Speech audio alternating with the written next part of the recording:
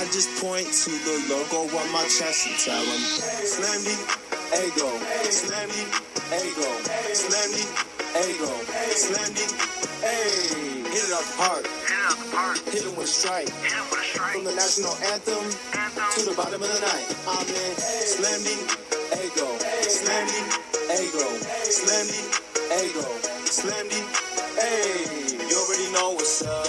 What's that? Another home run. We should know the job ain't done till we hold that trophy up. What's up, everybody? Welcome to episode 443 of the Talking Friars podcast and YouTube show. I've got Patrick Dailey with me. Obviously, I am Ben Fadden here. This episode brought to you by Gaglione Bros Famous Cheesesteaks and Garlic Fries. They've got the best cheesesteaks in San Diego. They're obviously at Petco Park. They're at Snapdragon Stadium. And check out their main location on Friars Road. There's a lot to talk about with Patrick here, so just want to introduce him to the show. He's a season ticket holder, obviously diehard San Diego Padres fan, and I think this is going to be a great conversation between two Padres fans that really know about what this team is going through right now and the disappointment and our expectations going in. And I think it'll be a good convo. So thanks so much, Patrick, for coming. No, I appreciate you having me on, Ben. Yeah, looking forward to talking about the Padres. Yeah. So first off here, I want to start at the beginning of this season. I don't know if you went to Fan Fest or anything like that, but the expectations were so high for this team, at least for a lot of people that were covering the team. Myself obviously had high expectations. You had questions in the crowd being asked to Fernando Tatis Jr. and the players about who are they going to face in the World Series. Did you share those same expectations, and just how would you express your disappointment so far in what has happened so far this season?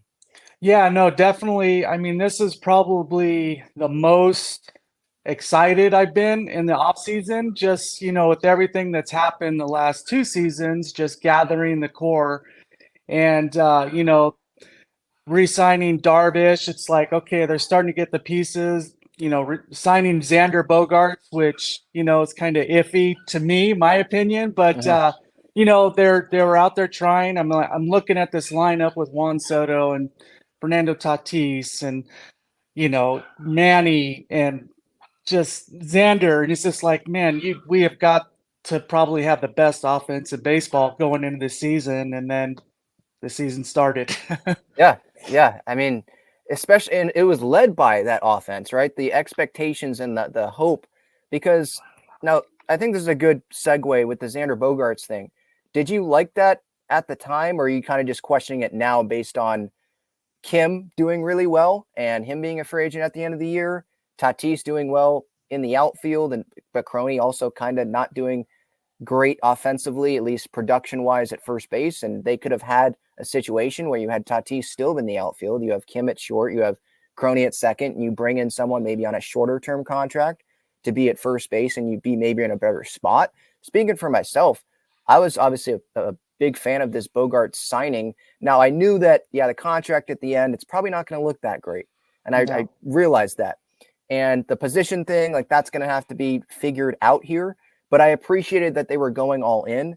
And Xander Bogaerts, the history and the track record of success that he had with the Boston Red Sox, that was really encouraging to me. And he was hitting 300 last year, and he has had the All-Stars. And I didn't view this as like a Eric Hosmer thing where, man, I didn't feel great about it like right then and there. The Bogarts, there were still some more encouraging signs there.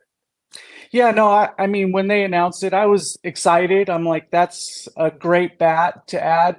The flip side is like, God, we already have 4 shortstops on this team. We didn't really need to add another one. What we really needed was a good outfield bat. So it was kind of, I don't want to say a desperation move, but it was just something Preller had to do, just to do something. And that's what I feel like the Xander Bogaerts thing was. It was like, okay, there's a good bat out there, even though we really don't have a spot for him, or we're going to have to move guys around, moving Kim to second base, which is obviously great, but I mean, he's too good to be a second baseman. He's a natural born shortstop, even third base, but nobody's going to play third base while Manny's there.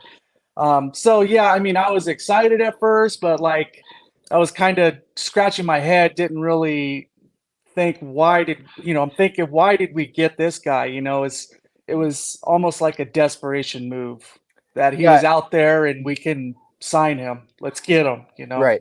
Yeah. Kind of like, okay, here's the opportunity, and you don't know what's going to come up with Juan Soto. And so this could take that. And remember, there was the Manny thing. He hadn't been extended yet. And so there was the talk about that. Oh, well, Bogarts, at least we know he's going to be here long term, and we can guarantee this. We can't guarantee those other players coming here, or staying long term in Manny and Juan's case. But it did feel like Preller, he obviously had that last ditch effort at Aaron Judge. He was looking at Trey Turner, obviously, and made that offer. There's been a lot of star hunting with AJ Preller. I think, obviously, to go win a World Series, you have to have stars. You have to have really good talent. But do you think it's kind of gone too far? And obviously, the Bogarts thing, that's part of it, maybe with the positions and maybe it not making as much sense as we want it to make, obviously. And Preller, I just feel like he thinks in different ways that we don't think in, maybe in that. And he's just maybe NBA, like just throw things together and you see, hopefully the talent will lead us to where we want it to go. I don't know. It feels like sometimes the star hunting is what has hurt Preller, but at the same time, you want to bring those big talents in. Right. No, absolutely. Look what it's done for attendance. How many games have we sold out? I mean, there's only been 5 or 6 home games that haven't been a sellout. So, it's definitely a good move on that part. Bringing in all these personalities. I'm not in the clubhouse. I don't know. I see what I see on the dugout. Some guys are more excitable than others. But at the same time, I'm still thinking like the Xander move was just a kind of a last ditch effort, like you said, to just get another bat, another big star, another all-star in. And I just think he could have spent that money on 3 or 4 other guys, above average guys to fill in because, all this season up until recently, but all this season it's been, 1 through 4 and then 5 through 9 has just been terrible. Yeah. And until like Gary Sanchez came, but when Austin Nola was catching every day and it was just getting Grish was, not starting off very good. And it was just like the whole back half of that lineup was just a black hole. And, but at the same time, you got the 4 superstars. They're putting butts in the seats, and Xander started off. He was on fire. I'm like, okay, Here we go. This is what we signed up for. So, but then I think he got injured, and I think he's been battling that injury rest of the season. But this last month, he's been looking a lot better, like the Xander from the beginning of the season. So, it's you don't know. Obviously, we know that the back half of his contract's going to be just like Pujols with the Angels, but that's part of the deal. If you want to sign this guy, that's what you have to do these days. You have to sign him to a long contract. Same with Manny. If we weren't going to give him another 10 years, he's going to go and somebody else is going to give him 10 years. So it's part of the deal. It's just the name of the business now. You have to give these guys long deals and you got to sign them till they're 40 years old. Yeah. Yeah. It's almost like it's not like the question for these big signings is not what you want to do, what you think is right, but what you have to do to prevent other teams from going and getting those guys. And sometimes that does force you into making these types of moves. But I think we can agree. Like we want a Manny here long term. We're okay with the back half, but we just thought that the championships were going to be coming, and they might come. But just like this year, just obviously doesn't look that good. What's the biggest reason that you would point to the Padres' lack of success this year? Is it just talent underwhelming? Because there's obviously been the Soto quotes about the quitting and all that, like admitting to that. And I do give props to Soto for doing that. But it's obviously not a good look. is it a combination of things? Maybe lack of the effort late in games when things get tough, performance underwhelming? Is it Preller and Melvin maybe not getting along great? Like, what do you think it is? Man, it just seems like, these four big guys, they feel like it's, they're like putting the whole thing on their back. So I feel like they're pressing, like all four of these guys were just pressing, trying to, win the game by just them instead of more playing like a cohesive, unit. That's the biggest thing that I've kind of seen. Um, but lately, like I said, even that 4 game skid before that, they were playing pretty good, and then everything just went downhill when the Dodgers came, and Yeah. usually how it goes. But no, I think it's just the big name syndrome. They feel like they gotta be the big name, and so everything falls on their shoulders. And it doesn't have to be like that. It's okay to swing a little less harder and move a guy over and let the next guy behind you pick him up. And that's just kind of what I see as a fan looking in. Obviously there's a lot more to it, but just me watching baseball for so long, that's what I kind of see this season. Yeah, for sure. Let's go to the end of this season. Let's say things keep going like this and they don't end up working out. They don't make the postseason, or maybe they make the postseason and they get bounced. If you were in Peter Seidler's shoes, like, what do you think that you would do at the end of this season? Do you think that a move at the manager spot, a move with AJ, and I'm not talking about what you think would happen, because what I think would happen is AJ stays, because Peter just has this blind faith in him, I feel like. And I don't think Melvin should be the scapegoat for this. But Yeah. what would you do if you were in his shoes? I mean, if I was Seidler and they don't make the playoffs, I mean, however much money he's spent. I mean, he's almost $1 billion in this last like 3 years spending money, and you're in the third season of this. Last season they crept in. It wasn't like convincingly getting to the playoffs. I mean, it was a little white knuckle time that last week. And then they got a little hot. They hit it. They played great against the Mets. They played great against the Dodgers, and then just kind of fell off from there. I think they just came up to a team that was more hot than us. Like that Phillies team was just smoking hot in the playoffs. And then you get to the World Series, and the better team, 7 games, is gonna show. And I think that would have happened to us if we were able to beat the Phillies too. I mean, that Astros team is just too tough. Yeah. But going into this season now, we were really expecting to be, you're expecting to challenge the Dodgers for the NL West pennant, and it's just it hasn't even been close, not even from the start of this season. And I mean, if they get lucky enough to walk into the playoffs, who knows what's going to happen? Like I said, they could catch fire again, and they got the talent to. If they all catch fire at the same time, they got the talent to make a run for the World Series. However, if they don't make it in, and I'm Peter Seidler, I'm going to step back, look, and like, okay, I've given you all this money.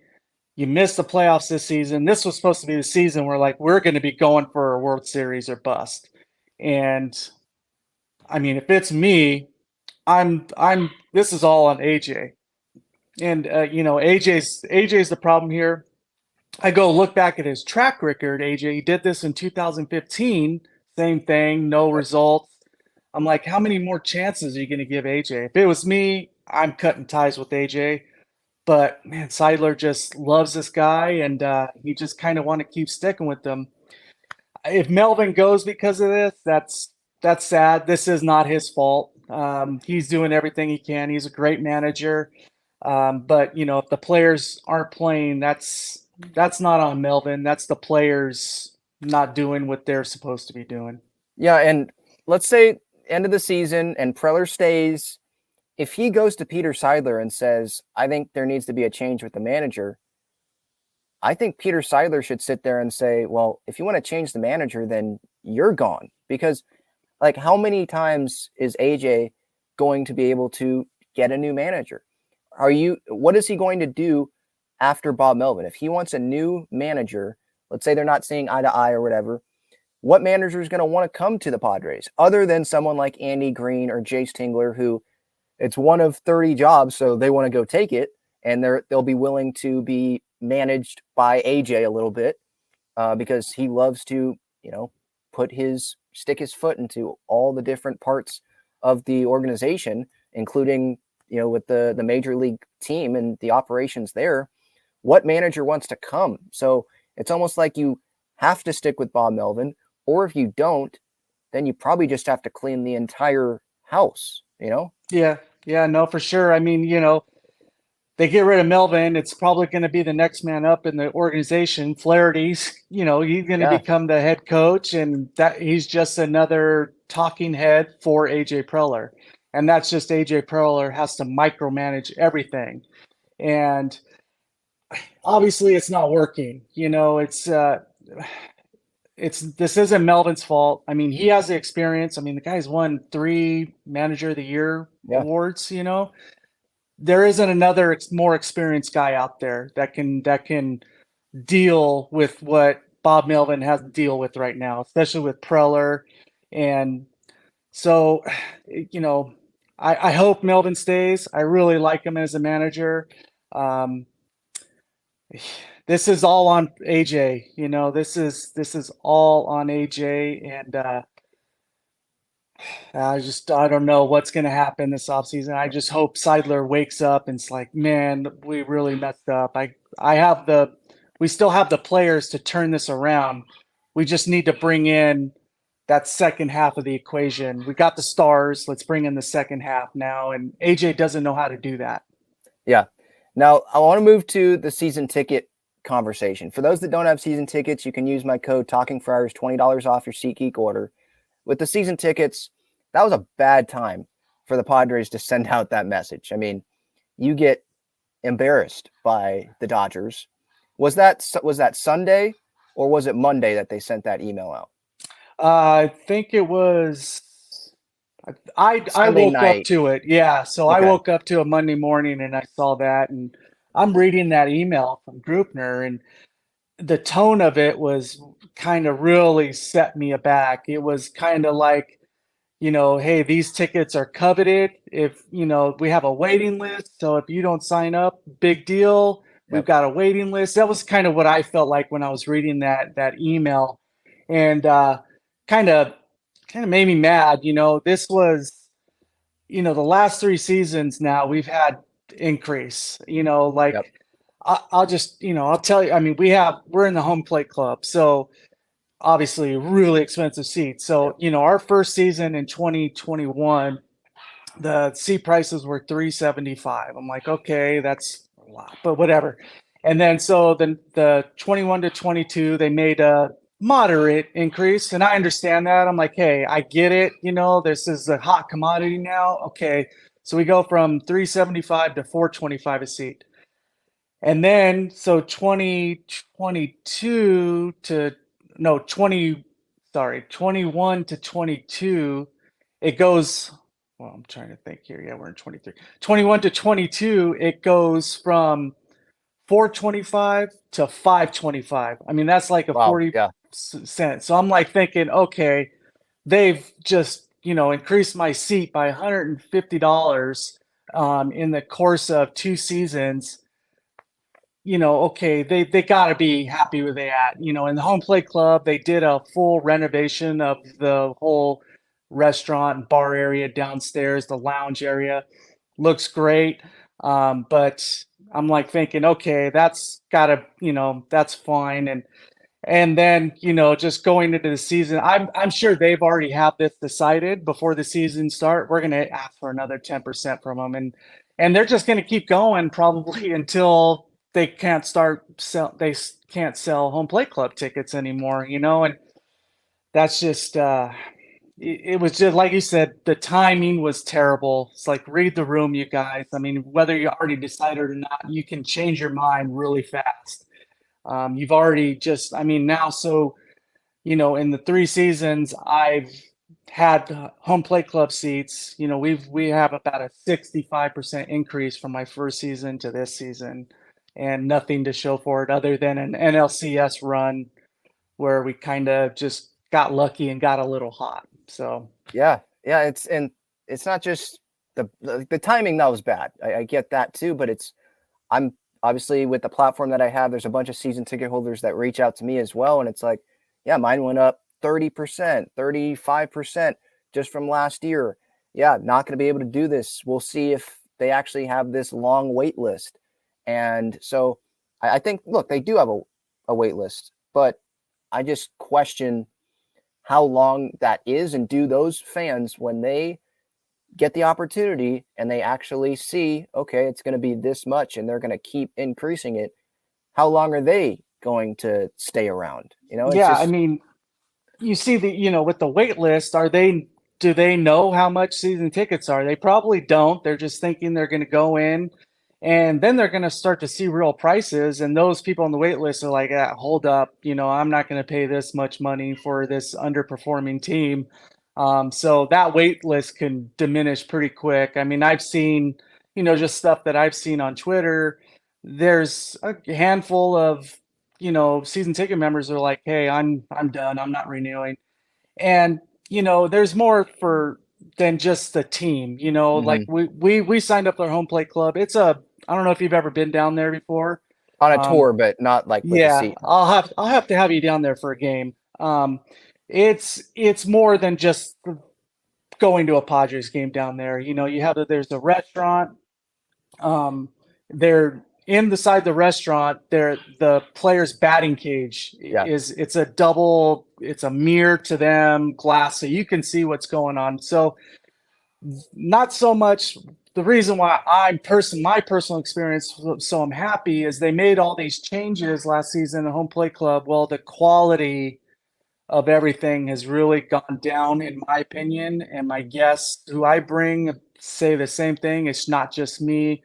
The food, the food quality has really suffered. They're trying to just do too much, and so the whole food thing really bummed. And then for some reason this season, the curtain to the batting cage has been closed probably 75% of the time.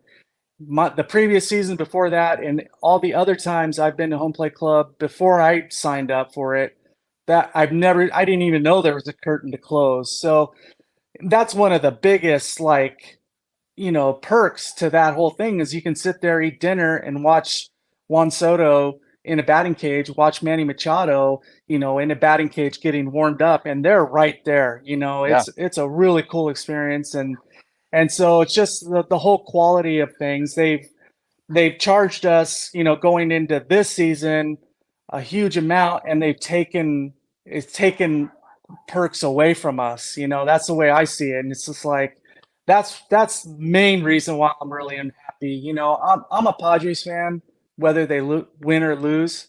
I'm always going to be a Padres fan. Um, so it's just that's my frustration, and I don't know how it is in the Raider seats. I've heard the same thing, just it's not the same as it was when they were trying to get your business. Now they think they just have you by the barrel. They have your business, and we can cut away some stuff. There's some other things that they've cut away from the home plate club. That's just to us, like some perks that we had the last two seasons that we didn't get this year. And it's just yeah. like, how's that work? You're charging us, that's $400 a game extra. They're charging us for, just taking away stuff. So that's been our main frustration. Yeah, and it's the price increase. I think it would be more okay to fans if they saw the return on that on the field in experiences like you're talking about, because being it wasn't in my season ticket seats because my family has half season. We're in 309, Mhm. but we were down more in the postseason. But being able to know that, yes, I'm going to be at those games, like that was great. And being in the ballpark for game 4 against the Dodgers, like never going to forget that. That's amazing. But it's not like at least this season, it doesn't feel like that's going to happen again. And I know that those that work in the organization, they can't control what happens on the field. But what they can do is control some of the experiences that they give to fans and really value the fans and realize how much time. It's not just the tickets that fans are spending on, right? It's parking, it's food. There's a lot that goes into it. And I get the whole Bally money that they're not getting and all that, but I think the organization, it should be in a good enough spot where you can hold off for a year. And if you want to increase it, if the team performs better next year, I think fans still wouldn't be very excited about that, but they'd be more understanding of it, right? Yeah. Yeah. No, I for sure. I mean, it's, they would have made a lot of people happy if they just didn't raise after this gigantic raise. Um, just it was just really frustrating. Like I said, it's the on-field play was just everything just kind of crashed down this season in my eyes, and so when I saw that email on Monday, I was just livid. My wife is livid. I mean, she's gone to every single game this season so far. I've missed, a handful, but she's diehard and she doesn't plan on missing a game. We live in Oceanside. So, on a weekday, that's an hour and 15-minute drive down the park. And my wife is diehard. She's there every single game. And she's really upset about this. And we're seriously debating on if we're going to be able to, if we're going to renew or not. It's, just, I don't feel we're having the same experience that we did when we first signed up and having to pay way more money for it now, so we're going to go from $525 a seat last season to $580 now. So we started off at $375 a seat times 4. We have 4 seats. The play on the field is a part of it, but it's more of a bigger, the stuff behind our club stuff is really what I'm just really, really upset about, So yeah, I mean, we're going to really take this next month and just really think about it because it's a lot of money. We can be doing a lot more stuff with that money rather than going to the Padres. But, we love the Padres. We love going to the games. That's like our little getaway, and my wife, she takes care of her grandma full time. And she has, mental health problems and stuff. So those Padre games are my wife's getaway. We aren't able to disappear on 2-week-long vacations, stuff like that. So these Padre games are like her getaway. So, she's upset. It makes me upset. And, it's just very, very, very depressing. You think about, if you I'm having just a really hard time with it. Yeah. On my side of things, like my family is just seriously debating on if we want to remove a seat because we have 3, remove a seat from it. And then that's not just going to be my family. Like that's going to add up. And so I'm curious to see where this goes for the number of season ticket holders that are like currently season ticket holders and the number of new ones for next year. And do they stop after this coming season in terms of raising things? And yeah, I'm curious to see where that goes. Last question here. Mm-hmm. What do you ultimately want to see happen with this Padres season? Because to be honest, early in the year, I was thinking, when things obviously weren't going well, and this was before the trade deadline, and I thought it was best for them to sell Hader and Snell. I was on that side. If they miss the playoffs, maybe they'll be the good changes. But even if they miss the playoffs, I'm thinking I don't see AJ Preller going anywhere. And if they miss the playoffs, all I see is someone like Bob Melvin being the scapegoat like we talked about earlier. And do I want that to happen? No. So might as well make the playoffs and see a run that they could go on. If they make it, they're going to have to be playing really good baseball because of the hole that they've created. So yeah, it's a weird place to be in, obviously, like determining what you actually want to have happen. You want the team to win, but if it's not there, you want to think about the future, but the future might just stay the same, if that makes sense.